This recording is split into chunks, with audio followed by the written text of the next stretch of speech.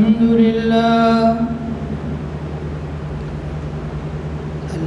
لله نحمده ونستعينه ونستغفره ونؤمن به ونتوكل عليه ونعوذ بالله من شرور أنفسنا ومن سيئات أعمالنا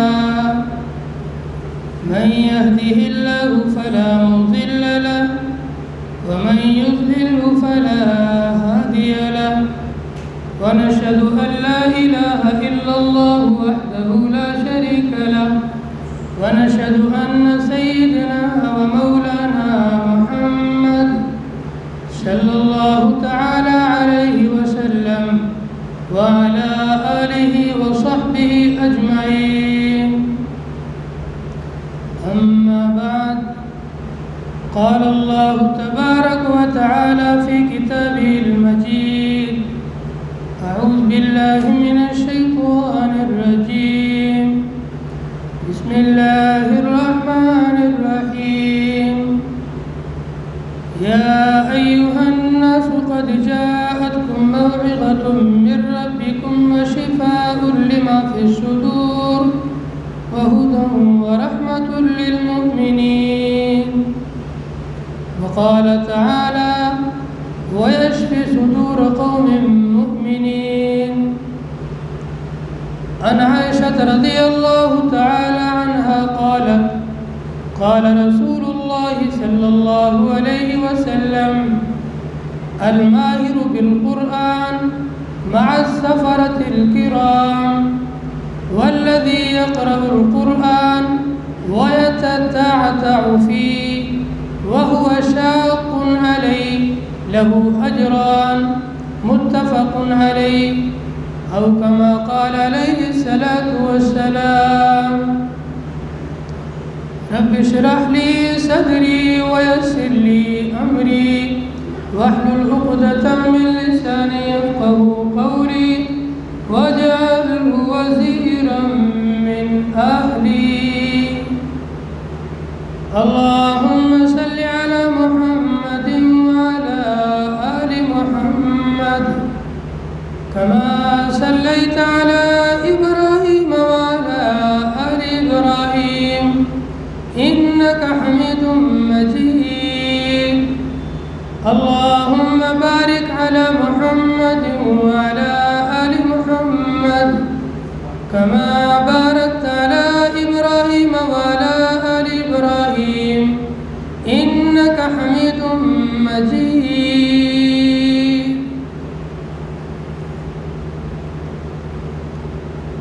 وہ معزز تھے زمانے میں مسلمان ہو کر، وہ معزز تھے زمانے میں مسلمان ہو کر، اور تم خوار ہوئے تاریخ قرآن ہو کر. قابل قدر سامعین، دینی اور اسلامی غیرت مند بھائیوں، قرآن کریم کی دو آیات مبارکہ ذخیرہ احادیث میں سے ایک حدیث مبارکہ پڑھی گئی. ان آیات اور حدیث کے اندر عشق قرآن، برکت قرآن، عظمت قرآن کو بیان کیا گیا ہے. قرآن کریم سے عشق اور قرآن کریم سے محبت، یہ ہمارے ایمان کی علامت ہے. قرآن کریم دستور حیات ہے. قرآن کریم سراپا ہدایت ہے. قرآن کریم سراپا نور ہے. اور قرآن سے جو بچھڑ گیا وہ برباد ہو گیا، اور جو قرآن سے جڑ گیا وہ سنور گیا. قرآن کریم کو اللہ تبارک و تعالیٰ نے یہ مقام عطا فرمایا ہے جو قرآن کو اچھی آواز میں مخارج اور صفات کے ساتھ میں پڑھے اسے لقب ملتا ہے قاری قرآن، جسے ہم قاری صاحب کہتے ہیں۔ جو قرآن کے الفاظ کو اپنے سینے میں محفوظ کرے اسے لقب ملتا ہے حافظ قرآن، جسے ہم حافظ صاحب کہتے ہیں۔ جو قرآن کی معانی کو اپنے سینے میں محفوظ کرے اسے ہم اس نام سے یاد کرتے ہیں عالم دین۔ اور جو قرآن کے مفاہیم کو اس کی گہرائیوں کے اندر غوطے لگائے اسے ہم لقب دیتے ہیں مفسر قرآن۔ قاری قرآن بھی بلند مرتبے پر ہے، حافظ قرآن بھی بلندی کی چوٹی پر ہے، عالم قرآن بھی بلندی رفتوں کی اعلیٰ مقام پر ہے، اور مفسر قرآن کی تو بات ہی کیا کہنا، وہ تو نور نرا نور ہے۔ جسے اللہ قرآن کی سمجھ عطا فرما دے، جسے قرآن کی تفسیر کی دولت مل جائے، اس کے سینے کے اندر ایک ٹھنڈک ہوتی ہے، اس کے سینے کے اندر ایک قرآن کی طاقت ہوتی ہے، اس کے سینے کے اندر ایک قرآن کا پاور ہوتا ہے، اس کے دل کے اندر ایک قرآن کی مٹھاس ہوتی ہے، اس کے دل کے اندر ایک قرآن کی روشنی ہوتی ہے۔ وہ مشکل سے مشکل حالات کے اندر بھی، مایوس کن حالات کے اندر بھی ایسی راہیں نکال دیتا ہے دنیا والوں کی آنکھیں خیرہ ہو جاتی ہیں۔ یہ اللہ نے قرآن کے اندر ایسی طاقت کو رکھا ہے۔ قرآن کو پڑھنے والا بھی خیر پر ہے، قرآن کو سننے والا بھی عظیم سعادت کا مستحق ہے، قرآن کو یاد کرنے والا بھی آخرت کے اندر جنت کے درجات پر چڑھتا جائے گا، اور قرآن کو بیان کرنے والا دنیا کا قائد و رہنما ہے۔ دنیا کی قیادت کا حقیقی مستحق قرآن کا سمجھنے والا اور قرآن کو بیان کرنے والا ہے، جو دنیا کو سیدھا راستہ بتلاتا ہے، جو دنیا کو صراط مستقیم دکھلاتا ہے، جو دنیا کو ہدایت کا راستہ بتلاتا ہے، جو دنیا کو صحیح راہ بتاتا ہے، صحیح راستہ بتلاتا ہے۔ جو قرآن سے جڑ گیا اس کا کیا کہنا، جو جاہل تھا، ان پڑھ تھا، قرآن سے اپنا واسطہ جوڑا، قرآن سے اپنا تعلق جوڑا، یہ عالم بن گیا، یہ مفسر بن گیا، یہ محدث بن گیا۔ جو دن کا تھا، قرآن سے اپنا رشتہ جوڑا، یہ تناور اور پھلدار درخت بن گیا، جس کے سائے میں اور جس کے ثمر میں کئی لوگ فائدہ اٹھاتے ہیں۔ جو ذرہ تھا قرآن سے جڑ گیا، یہ پہاڑ بن گیا۔ جو قطرہ تھا، بوند تھی، قرآن سے جڑ گیا، یہ ٹھاٹھے مارتا سمندر بن گیا۔ جو قرآن سے جڑا ہے اس کی زندگی میں انقلاب آیا ہے۔ بو بکر تھا، جب قرآن سے جڑا تو صدیق بن گیا۔ عمر تھا، جب قرآن سے جڑا تو فاروق بن گیا۔ علی تھا، جب قرآن سے جڑا تو حیدر کرار بن گیا۔ عثمان تھا، جب قرآن سے جڑا تو عثمان غنی بن گیا۔ یہ لقب قرآن کی برکت سے ملے ہیں۔ قرآن کو آپ کیا جانو، کوئی کم حیثیت چیز ہے کیا، کم قیمت چیز ہے؟ یہ سفید پوشاک، یہ بھولے بھالے چہروں والے، یہ شرافت والے لوگ جو دن رات چٹائیوں پر بیٹھ کر قرآن کو پڑھتے ہیں اور قرآن کو پڑھاتے ہیں، جب قیامت کے دن میدان محشر میں ان کے ماں باپ کو ایسا عزت کا تاج پہنایا جائے گا، وہ بھی حیرت سے پوچھیں گے، وہ بھی تعجب سے پوچھیں گے، ہمارا ایسا کون سا عمل تھا، ہمارا ایسا کون سا کام تھا، ہمیں آج اتنا عظیم شان تاج پہنایا جا رہا ہے، ہماری تاج پوشی کی جا رہی ہے۔ ہمارے سروں پر تاج سجایا جا رہا ہے، یہ ہمارے کون سا عمل تھا؟ ان سے کہا جائے گا تمہارا فلاں بیٹا جس کو تم نے عالم بنایا، جس کو تم نے حافظ بنایا، جس کو تم نے قاری صاحب بنایا، جس کو تم نے عالم بنایا، وہ دنیا میں سوکھی روٹی کھا کر کے، چٹائی پر بیٹھ کر، کرائے کے مکان میں رہ کر کے زندگی گزار کے آ گیا، لیکن تمہارے سر پر تاج سجا کے آ گیا۔ یہ اسی بیٹے کی برکت سے تمہاری تاج پوشی کی جا رہی ہے۔ علماء کے مقام کو آپ کیا جانیں، ان حفاظ کے مقام کو آپ کیا جانیں، اس مفسر کے مقام کو آپ کیا جانیں؟ ولی قاسمی کی زبان سے سنو عالم کسے کہتے ہیں، ولی قاسمی کی زبان سے سنو حافظ کسے کہتے ہیں، ولی قاسمی کی زبان سے سنو مفسر کسے کہتے ہیں۔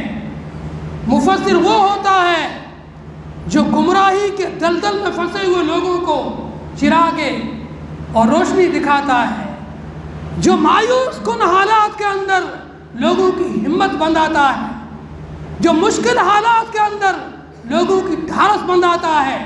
ایسے وقت بھی اللہ پر توکل کر کے، اللہ پر بھروسہ کر کے کام کو شروعات کرتے ہیں، کام پر ڈٹے رہتے ہیں، اللہ تعالیٰ انہیں کامیابی عطا فرماتے ہیں۔ ایمان والے کے لیے دونوں حالات کے اندر خیر ہی خیر ہے، برکت ہی برکت ہے۔ حدیث کے اندر تاجدار مدینہ، محبوب کبریا، احمد مجتبی، محمد مصطفیٰ صلی اللہ علیہ وسلم نے ارشاد فرمایا، الماہر بالقرآن، قرآن کریم کا ماہر، قرآن کریم کو اچھی طریقے سے پڑھنے والا، اپنے سینے میں قرآن کو محفوظ کرنے والا، قرآن کے معنی کو سمجھنے والا، قرآن کے مفہوم کو سمجھنے والا، مع السفرۃ الکرام، یہ تو عزت والے فرشتوں کے ساتھ میں ہوگا۔ والذی یقرأ القرآن، وہ مسلمان، وہ ایمان والا جو قرآن کی تلاوت کرتا ہے، وہ عالم نہیں ہے، وہ حافظ نہیں ہے، وہ محدث نہیں ہے، وہ مفسر نہیں ہے، ایک عام سا مسلمان ہے، لیکن قرآن کی تلاوت کرتا ہے۔ وَيَتَتَّعْتَعُ فِيهِ، قرآن بھی اسے اچھی طریقے سے پڑھنا نہیں آتا ہے، اٹک اٹک کر پڑھتا ہے۔ وَهُوَ شَاقٌ عَلَيْهِ، قرآن کی تلاوت میں اسے مشکل پیش آتی ہے، اسے دشواری پیش آتی ہے، قرآن پڑھنا اس کے لیے مشکل ہے، پھر بھی پڑھنے میں لگا ہوا ہے، قرآن سیکھنے کی محنت کر رہا ہے، قرآن سیکھنے کی جستجو کر رہا ہے، قرآن میں اپنے آپ کو لگا رہا ہے۔ لہو اجران، اس کے لیے 2 اجر ہیں، ایک اجر قرآن پڑھنے کا، دوسرا اجر قرآن کے لیے مشقت اٹھانے کا، قرآن کے لیے کوشش کرنے کا، قرآن کے لیے جد و جہد کرنے کا، قرآن کے لیے اپنا وقت، اپنی محنت، اپنی صلاحیت لگانے کا دوہرا اجر ملے گا۔ اس لیے عام مسلمانوں کو بھی چاہیے قرآن کی تلاوت کو لازم پکڑیں، اگر پڑھنا نہیں آتا ہے تو سیکھنے کی کوشش کریں، ان کے لیے بھی دوہرے اجر کی حدیث میں بشارت ہے، دوہرا اجر ملے گا، ایک قرآن سیکھنے کا، دوسرا قرآن کے لیے مشقت اٹھانے کا، 2 اجر ملیں گے۔ قرآن کریم ایسی عظیم الشان کتاب ہے، جو قرآن کے ساتھ جڑ جاتا ہے وہ قرآن کی برکتیں بھی دیکھتا ہے۔ کتابوں کے اندر ایک واقعہ ملتا ہے، امام عاصم کوفی ایک بہت بڑے امام گزرے جو کوفہ کے رہنے والے تھے۔ ہم لوگ ایشیا کے جو لوگ قرآن کی تلاوت کرتے ہیں، یہ امام عاصم کوفی ہی کے نہج میں کرتے ہیں، انہی کے طریقے پہ کرتے ہیں۔ قرآن 7 طریقوں پر نازل ہوا ہے اور 7 طریقوں سے پڑھا جاتا ہے، جسے قراءت سبعہ کہا جاتا ہے۔ 7 قراءت ہے۔ مدارس کے اندر باقاعدہ اس کا شعبہ ہوتا ہے، شبا کا، عشرہ کا، 10 طریقے سے قرآن کو پڑھا جائے، 7 طریقوں سے الگ الگ طریقے سے قرآن کو پڑھا جائے، کون سے قاری کے طریقے سے پڑھا جائے، یہ سب احادیث میں ثبوت ملتے ہیں۔ احادیث کے اندر ایک واقعہ ملتا ہے، اس واقعے کو پہلے سنیں تو آپ کو بات اچھی طریقے سے سمجھ میں آئے گی۔ صحابہ کرام نے حضرت نبی علیہ الصلوۃ والسلام سے قرآن کریم کو سیکھا۔ آپ نے جتنے طریقے سے قرآن اترا تھا ان سب کے سب طریقوں کو اپنے صحابہ کو سکھایا۔ 7 کے 7 طریقے اور 10 کے 10 طریقے جو قرآن کے نزول کے تھے یہ سب الگ الگ صحابہ کو سکھلائے۔ اب یہ صحابہ مدینے کے اندر قرآن کو سیکھنے کے بعد الگ الگ ملکوں کے اندر پھیل گئے، کوئی شام گیا، کوئی مصر گیا، کوئی اردن گیا، کوئی کسی اور ملک گیا، دنیا کے چپے چپے میں صحابہ پھیل گئے، اور ہر صحابی نے نبی سے جس طریقے سے قرآن کو سیکھا تھا اسی طریقے سے وہ اپنے ملک کے اندر اس کی تلاوت اور اس کا طریقہ دوسروں کو سکھانے لگا۔ ایک صحابی جس طریقے سے انہوں نے قرآن کو نبی سے سیکھا تھا اس طریقے سے پڑھ رہے تھے۔ عمر فاروق نے ان کی قرأت کو سنا تو عمر فاروق کو غصہ آیا اور انہیں زور کے تھپڑ لگائی۔ وہ صحابی شکایت لے کر کے نبی علیہ السلام کی خدمت میں حاضر ہوئے، یا رسول اللہ، عمر نے مجھے بلا کسی جرم کے، بغیر کسی غلطی کے تھپڑ لگایا ہے، مجھے اس کا بدلہ دلائیے۔ آپ علیہ السلام نے عمر فاروق کو بلایا، آپ نے انہیں کیوں تھپڑ لگایا؟ عمر کہنے لگے یہ قرآن غلط پڑھتے ہیں، قرآن غلط پڑھ رہا تھا، مجھ سے برداشت نہیں ہوا، میں نے تھپڑ لگا دی۔ آپ نے کہا غلط کیسے پڑھ رہا تھا؟ ان صحابی سے کہا کہ قرآن پڑھ کے سناؤ۔ جب ان صحابی نے قرآن پڑھ کر سنایا تو وہ ٹھیک پڑھ رہے تھے، لیکن عمر فاروق نے جس طریقے سے سیکھا تھا وہ الگ طریقہ تھا، اور اس صحابی نے جو سیکھا تھا وہ الگ طریقہ تھا۔ قرآن تو 7 طریقوں پر اترا ہے، 7 الگ الگ قرأتوں میں اترا ہے، تو وہ جو صحابی پڑھ رہے تھے وہ دوسرا قرأت کا طریقہ تھا، عمر فاروق کی قرأت کا طریقہ الگ تھا۔ آپ نے فرمایا اے عمر، یہ بھی ٹھیک پڑھ رہا ہے اور تم بھی ٹھیک پڑھ رہے ہو۔ قرآن 7 طریقوں پر اترا ہے، 7 کے 7 طریقے میں نے اپنے صحابہ کو سکھائے ہیں، یہ جتنے بھی میرے شاگرد پڑھ رہے ہیں یہ سب کے سب ٹھیک پڑھ رہے ہیں۔ اب عمر کو اپنی غلطی کا احساس ہوا، انہوں نے معافی مانگی اور کہا کہ اگر انتقام لینا چاہو تو مجھ سے لے سکتے ہو۔ صحابہ کرام کی یہ بھی صفت تھی، جب ان کی غلطی ثابت ہو جاتی تھی تو اپنی غلطی مان لیتے تھے، اپنے جرم کا اقرار کر لیتے تھے اور سزا کے لیے تیار ہو جاتے تھے۔ لیکن ہم لوگوں کا معاملہ الٹا ہے، غلطی ثابت ہونے کے بعد بھی ضد پہ اڑ جائیں گے، یہ ضد اور ہٹ درمی جہالت کی علامت ہے۔ امام عاصم کوفی جس کے طریقے سے، جس کی قرأت سے ہم لوگ قرآن پڑھتے ہیں، ان کے منہ کے اندر سے ایک عجیب قسم کی خوشبو آیا کرتی تھی۔ ان کے شاگردوں نے اصرار کیا، استاد جی کیا آپ ہر وقت اپنے منہ کے اندر الائچی رکھتے ہیں؟ آپ کے منہ کے اندر سے ایک عجیب قسم کی خوشبو آتی ہے، آپ کیا ہر وقت الائچی رکھتے ہیں؟ کہنے لگے میں کوئی الائچی نہیں رکھتا ہوں۔ شاگردوں نے اصرار کیا، پھر آپ کے منہ سے یہ خوشبو کیوں آتی ہے؟ جب شاگردوں کی طرف سے زیادہ اصرار بڑھا تو انہوں نے حقیقت کو بیان کیا۔ میں رات کو سویا، مجھے خواب کے اندر آمنہ کے در یتیم، عبداللہ کے لخت جگر، عبد المطلب کے نور نظر، تاجدار مدینہ، حبیب کبریا، ہم سب کے محبوب حضرت محمد مصطفیٰ عربی صلی اللہ علیہ وسلم کی زیارت ہوئی۔ خواب کے اندر زیارت ہوئی، آپ نے فرمایا اے عاصم، تم دن رات قرآن کی تلاوت کرتے ہو، تمہاری تلاوت پر مجھے اتنا پیار آیا جن ہونٹوں سے تم تلاوت کرتے ہو، لا میں تیرے ہونٹوں کو چوم لوں۔ پیارے محبوب نے جب سے میرے ہونٹوں کو چوما ہے اسی وقت سے یہ خوشبو آنا شروع ہوئی ہے اور میری موت تک یہ خوشبو رہے گی۔ جس جگہ پر میرے محبوب کے لب لگ جائیں، ہونٹ لگ جائیں، وہاں کی خوشبو کا یہ عالم ہے، میرے محبوب کے بدن کی خوشبو کا کیا عالم ہوگا۔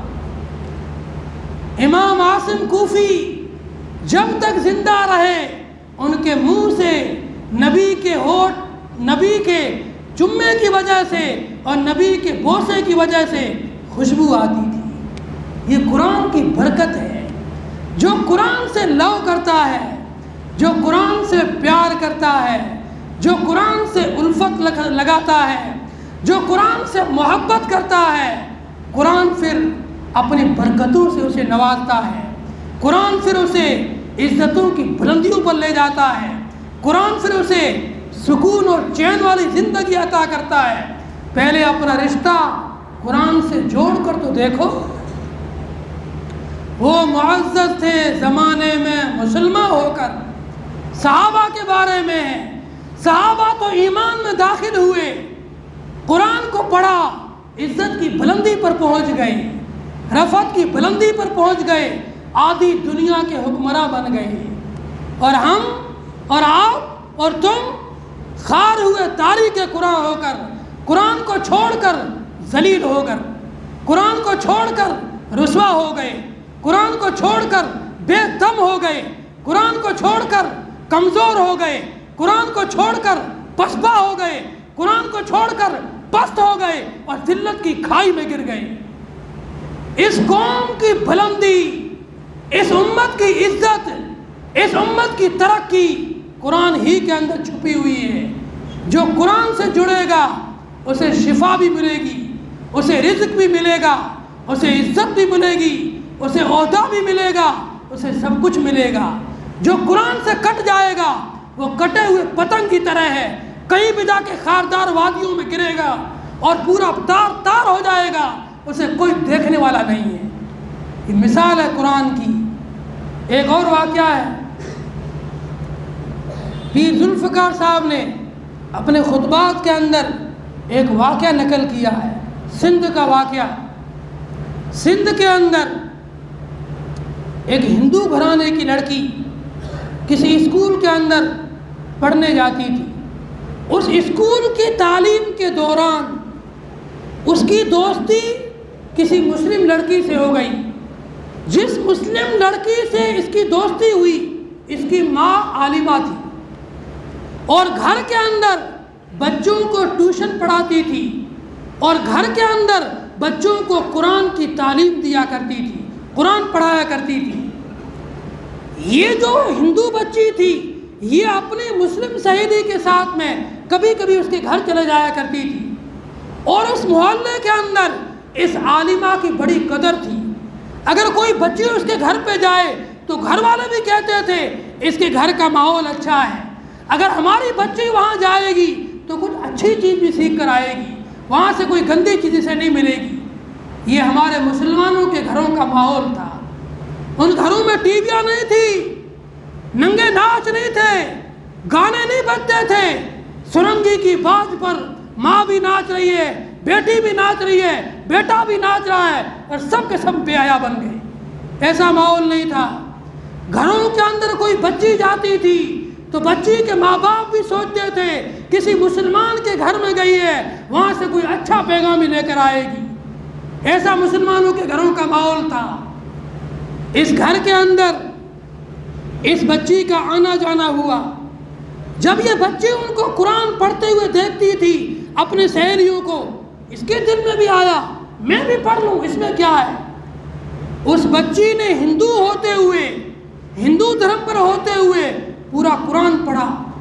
جب قرآن کی روشنی اس کے دل میں گئی اس کے دل کی دنیا کو بدل کے رکھ دیا۔ جہاں قرآن جائے گا وہاں انقلاب آئے گا۔ دنیا چاہے کچھ بھی طاقت لگا لے، قرآن میں یہ طاقت ہے، وہ انقلابی کتاب ہے، وہ انقلاب پیدا کر کے رہے گا، وہ اپنا اثر دکھا کے رہے گا۔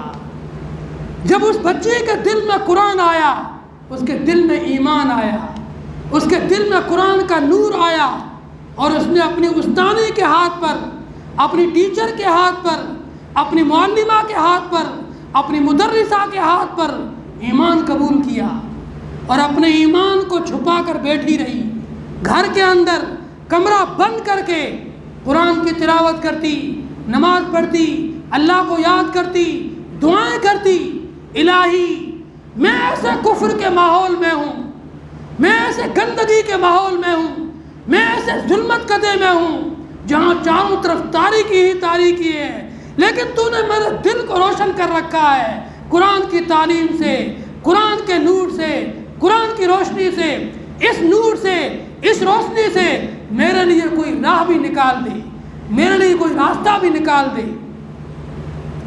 اللہ نے اس بچی کی دعا سن لی، اس کا رشتہ ہوا، اس کا نکاح ہوا۔ شادی کے چند مہینے بعد اس کے شوہر کو کینسر کی بیماری لگ گئی اور کینسر بھی آخری درجے تک پہنچ گیا، پورے جسم میں پھیل گیا۔ ڈاکٹر نے کہہ دیا تیری بیماری لا علاج ہے، صرف 2 مہینے کا مہمان ہے، 2 مہینے کے بعد میں تیری موت واقع ہو جائے گی۔ اب یہ گھر پہ آیا، بیوی کو دیکھے تو بھی روئے، بچوں کو دیکھتا ہے، اپنے جو قریبی رشتہ دار ہیں ان کو دیکھ کے بھی روتا ہے، ماں باپ کو دیکھ کے بھی روتا ہے، گھر کو دیکھ کے بھی روتا ہے۔ بیوی نے پوچھا کیا بات ہے؟ بس میں 2 مہینے کا مہمان ہوں، تم سے جدا ہو جاؤں گا، میں رو رہا ہوں، میں تم کو جدا ہو جاؤں گا تو میرے بغیر تمہاری زندگی کیسے گزرے گی؟ بیوی نے کہا اگر تم پکا وعدہ کرو تو میں تمہارا علاج کرتی ہوں، اور میں گارنٹی دیتی ہوں، میں یقین سے بات کرتی ہوں، تمہارا 100% 100% علاج ہوگا اور شفا ملے گی۔ اس بچی کو قرآن پر کیسا یقین تھا، اللہ نے قرآن میں شفا رکھی ہے، اسے یقین تھا، اس نے پوری گارنٹی کے ساتھ میں کہا میں 100% یقین سے کہتی ہوں کہ تیرا علاج کروں گی، لیکن ایک شرط کے ساتھ، جب تمہارا علاج ہو جائے گا، تمہیں شفا مل جائے گی، تمہیں میری ایک شرط ماننی پڑے گی، جو میں کہوں گی وہ تمہیں کرنا پڑے گا۔ اس نے کہا زندگی تو ایسے ہی جانی ہے، 2 مہینے کے بعد مرنے والا ہوں، چلو اس کی بات ہی مان لیتا ہوں۔ اس نے پکی قسم کھا لی، جو بھی ہندوؤں کے رسم کے مطابق قسمیں ہوتی ہے اس طریقے سے اس نے قسم کھائی۔ اس بچی نے آیات شفا، قرآن کے اندر 13 شفا کی آیات ہیں، 7 آیتیں تو سورہ فاتحہ کی ہے، سورہ فاتحہ پوری اس کا نام ہی سورۃ شفا ہے۔ 6 آیتیں اور ہیں جو قرآن کے مختلف صورتوں کے اندر ہیں، یہ 13 آیتیں ان کا نام ہے آیات شفا۔ ان 13 آیتوں کو پڑھ کر اور سورہ علم نشرہ اس سورت کو پڑھ کر کے 41 دن تک پانی پر دم کر کے روز اس کو پلاتی رہی۔ 41 دن کے بعد جب دوبارہ اس کو چیک اپ کرایا گیا، ڈاکٹر کہنے لگا لگتا ہے کہ تیرے جسم میں کبھی کینسر ہوا ہی نہیں تھا، کینسر تو غائب ہو گیا ہے، ختم ہو گیا ہے، تو نے کیا بات کیا؟ وہ کہنے لگا مجھے تو پتہ ہی نہیں، میری بیوی نے میرا علاج کیا، اس سے پوچھنا پڑے گا۔ اب یہ بیوی کے پاس آیا، کہنے لگا تم نے ایسا کیا علاج کیا، میں تو بالکل ٹھیک ہو گیا، کینسر جڑ سے ختم ہو گئی، اور ڈاکٹر نے کہہ دیا تیرے بدن میں کوئی کینسر نہیں ہے۔ بیوی کہنے لگی اب تم شرط پوری کرو، پہلے شرط لگائی تھی کہ اگر مجھے شفا مل گئی تو میری شرط ماننی پڑے گی، تجھے شفا مل گئی ہے اب میری شرط مانو۔ وہ کہنے لگا بول کیا مانگتی ہے؟ گاڑی کہے گی، تیرے جو پسندیدہ گاڑی ہوگی گیٹ پہ حاضر کر دوں گا، اگر بنگلہ چاہیے عالی شان محل بنا کے دے دوں گا، زمین چاہیے تیرے نام کروڑوں کی زمین کرا دوں گا، بول تیری کیا مانگ ہے؟ وہ کہنے لگی نہ زمین چاہیے، نہ جائیداد چاہیے، نہ بنگلہ چاہیے، نہ کوٹھی چاہیے، نہ کار چاہیے، نہ کالج چاہیے، نہ اسکارپیو چاہیے، نہ بولیرو چاہیے، ان سب کو میں جوتے کی نوک پہ رکھتی ہوں، مجھے تو تمہارا ایمان منظور ہے۔ کلمہ پڑھو اور ایمان میں داخل ہو جاؤ، پڑھو لا الہ الا اللہ محمد الرسول اللہ صلی اللہ علیہ وسلم۔ یہ کہنے لگا یہ کیسے ہو سکتا ہے؟ وہ کہنے لگی کیوں نہیں ہو سکتا ہے؟ تمہاری زندگی کا سوال تھا، تم مایوس ہو کر رونے بیٹھ گئے تھے اور دن گن رہے تھے کہ 2 مہینے کے بعد میری موت ہونے والی ہے۔ مارنے والا، زندگی دینے والا، عزت دینے والا، ذلیل کرنے والا، روزی دینے والا، فقیر بنانے والا صرف اللہ ہے۔ اسی اللہ نے اپنے فضل سے کرشمے کے طور پر تمہیں دوبارہ زندگی دی ہے، یہ دکھلانے کے لیے کہ زندگی اللہ کے ہاتھ میں ہے۔ بڑی سے بڑی بیماری بھی اللہ کے سامنے گھٹنے ٹیک دیتی ہے، راستہ چھوڑ دیتی ہے، ختم ہو جاتی ہے۔ اللہ کا جہاں حکم آئے وہ سب چیزیں اپنا راستہ چھوڑ کر کے چلی جاتی ہیں۔ اللہ نے شفا دی ہے، اس لیے اب تم اللہ کا کلمہ پڑھو اور ایمان میں داخل ہو جاؤ۔ اللہ نے قرآن کے اندر برکت رکھی ہے، شفا رکھی ہے، خیر رکھا ہے۔ انشاءاللہ اگلے ہفتے بھی قرآن ہی کے متعلق گفتگو ہوگی۔ تمام حضرات سے درخواست ہے 1:10 پر حاضر ہو جائے۔ اللہ تعالیٰ سے دعا ہے کہ اللہ تعالیٰ ہمیں عمل کی توفیق نصیب فرمائے۔ جن لوگوں کی سنت باقی ہے سنت پڑھ لو۔